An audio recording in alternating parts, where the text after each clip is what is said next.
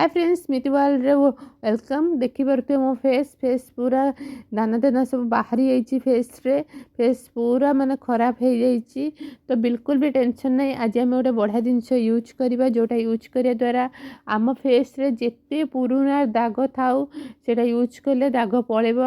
Weekly 2 थर खंडे use करिया आमको पड़ो। तो आसतु देखिए से जिनसटी कौन बहुत मैजिक जिनसटी यहाँ है जो ऑरेंज रो जो चोपा सब अच्छी मु सुखे देती खरारे सुखेकी मु गुंड कर देइछि तार गुंडटा पाउडरटा।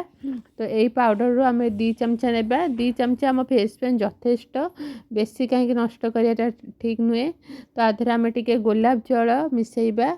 जदि आपण मैंने घरे गोलाप जल तैयारी कर तो ठीक अच्छे ना मार्केट भी मिलूँ गोलाप जल सेटा आनिकी ताधर आम मिसेदेबा मिसेकी आम मुहरे लगेबा।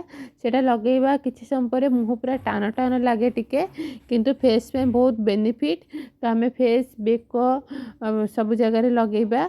लगेला परे ताको आमे आधा घंटा कि 1 आवर छाड़ीदेवा बेटर हम। मु तो 1 घंटा पूरा छाड़ीदेली।